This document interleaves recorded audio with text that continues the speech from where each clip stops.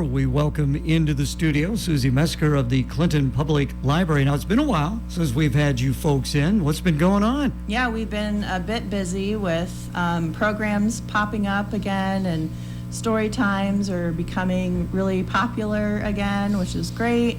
The staff have been planning lots of programs, and so just a lot of stuff with spring. It is spring, right? That's right. I think so. Hopefully. It's probably just going to go right from this to 80 to 90 degrees. That's the fear. Yeah, I'm kidding. I see in front of you, you have the library planning results. Yes, so we're going to have our public meeting on Wednesday, May 4th. May the 4th be with us.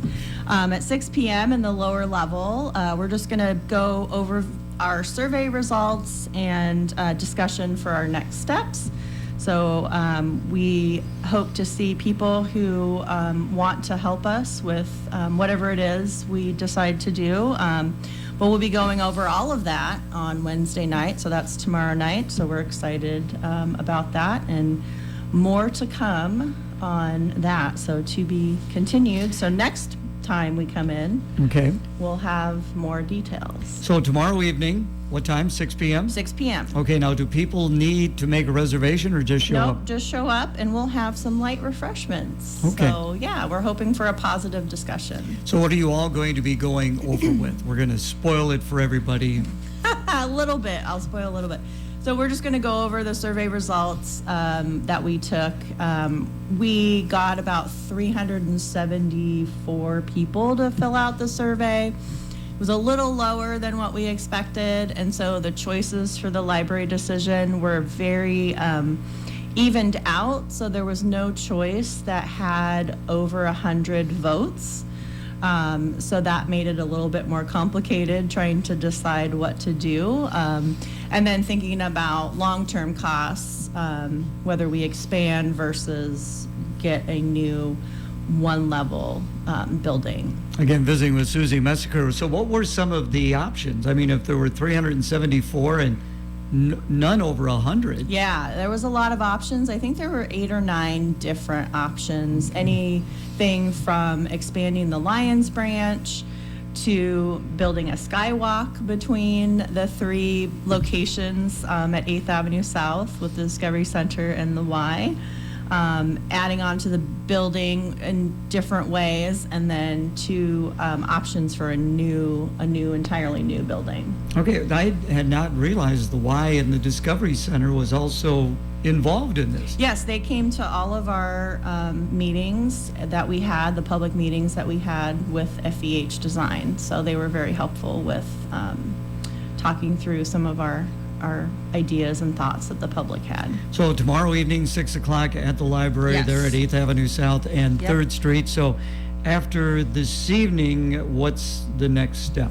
So the next step is we'll have a board meeting the 16th of May, where the board will go forth and see if we're going to do a feasibility study to see if we could raise funds for a new library. Okay. If people wanted to find out more information about this, is there information on your website? Actually, if they want to come to the meeting, also we have our board minutes posted on the iCompass site through the city, which is really great. So you can see all the board minutes there. Or you can come to our board meeting on the 16th, or you can come Wednesday evening. Okay, very good. You're saying you're getting ready for some activities. What's coming up? Yeah, so we're going to have Dr. Ansari. He wrote the book, My American Dream, Reflections Over Life. And so he's a local doctor here, and he will be at the library on May 18th at the main branch in the lower level from 5:30 to 7:30.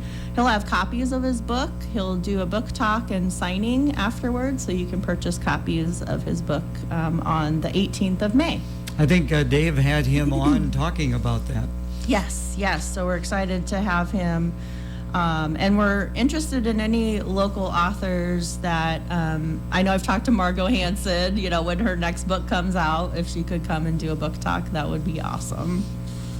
We're also going to be somewhat involved in the Lions Art and Wine Walk. We'll have a display in front of the Lions branch. And then we'll be participating in the craft show as well for Lions. And speaking of crafts, on Friday we have Crafternoon. So we were doing the grab and go bags for crafts, and now you can come in and do a craft at the main library on May 6th, which is Friday, 3 to 4 p.m.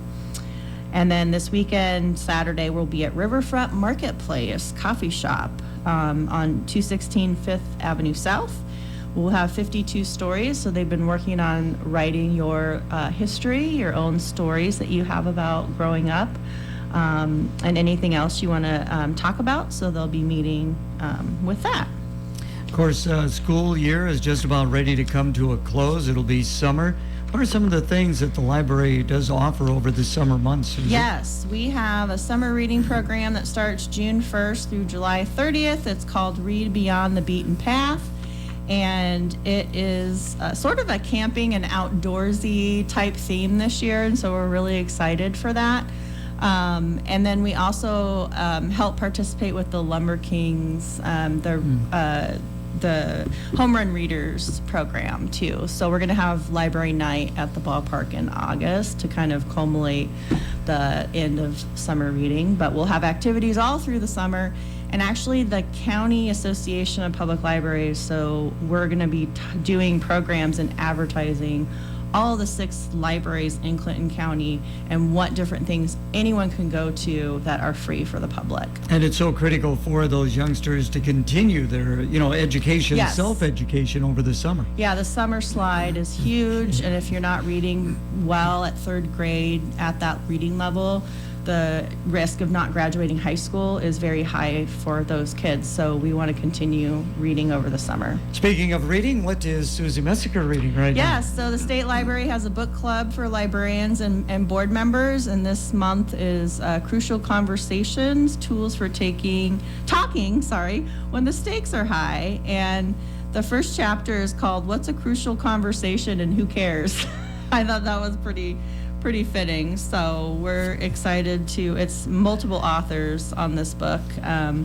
It's going to be a great discussion with our board members and other librarians in the state of Iowa. So now, when do you take time to read? I mean, when you're at home, or can you do it while you're at work? No, not at work, at home, yeah. So I usually have 2 or 3 books going also, and some on my Libby app. Do you ever go to the end of the book to see how things are going to come out? No, it is tempting though. I was reading Dump Road by the local author who doesn't live here anymore, but she wrote about a fictional book in Sabula, and I was like, I want to read what the last sentence is, and I shouldn't have done that. So, but I have done that before, but it's not the whole page, just like, what's the last sentence? I'm just curious. Okay, well, great to see you. So again, tomorrow evening, 6 o'clock, very important. Yes, and light refreshments. Well, there you go. Susie, thank you so much. Thank you. Check of the weather now.